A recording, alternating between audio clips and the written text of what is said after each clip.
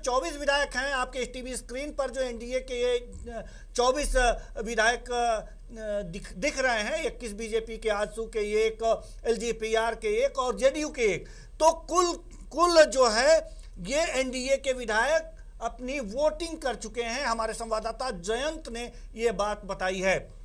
अच्छी बात है, लेकिन अब महागठबंधन की क्या स्थिति है इसके बारे में भी जयंत कुछ पता लगाना चाहेंगे।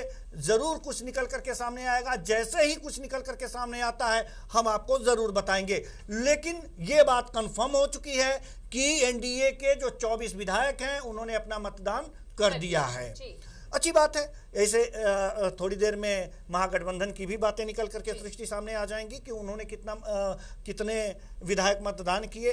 अगर सभी विधायक मतदान कर देंगे, 81 विधायक हैं, 81 के 81 मतदान कर देंगे, उसके बाद से काउंटिंग होगी। जब काउंटिंग होगी तो फिर ये भी बात सामने आएगी कि क्या स्थितियां जो हैं निकल करके सामने आती हैं, किसको कितना मत मिलता है। और परिमल नाथवानी जी पर जो चीजें केंद्रित हो गई हैं, परिमल नाथवानी जी सेंटर फेस बने हुए हैं, सेंटर ऑफ अट्रैक्शन बने हुए। देखिए, भाजपा के पास 21 विधायक हैं, आजसू के पास एक है, जेडीयू और लोजपा की बात करें तो दोनों के पास एक एक है, लेकिन फिर भी इतनी एक बड़ी खबर आ रही है पूर्णिमा का जी सृष्टि ध्यान दीजिए।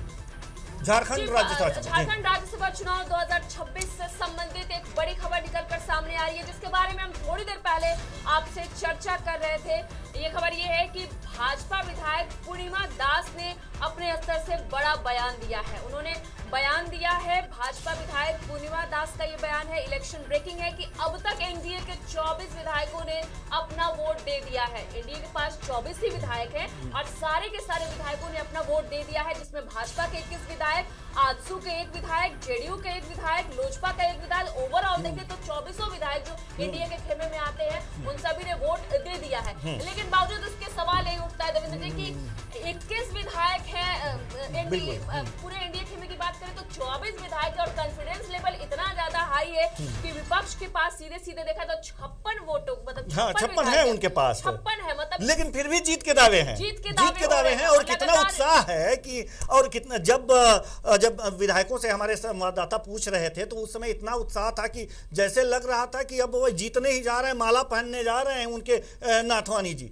अब देखना होगा कि वास्तव में ये जो आत्मविश्वास है ये कहां से आया था। देखिए एक चीज तो हम आपसे कहना चाहेंगे कि भाजपा जिस तरीके से वैश्विक स्तर पर सबसे बड़ी राजनीतिक पार्टी होने का दावा करती है, दावा क्या करती है, सबसे बड़ी वैश्विक स्तर पर राजनीतिक पार्टी वो है भी। तो हम इसमें क्या है ना कि जैसे एग्जाम के समय लास्ट दिन जो पढ़ाई होती है, भाजपा का जो मास्टर स्ट्रोक होता है कुछ इसी तरह का होता है। हर चुनाव में कुछ ना कुछ अलग तरह का रणनीति बना लेती है।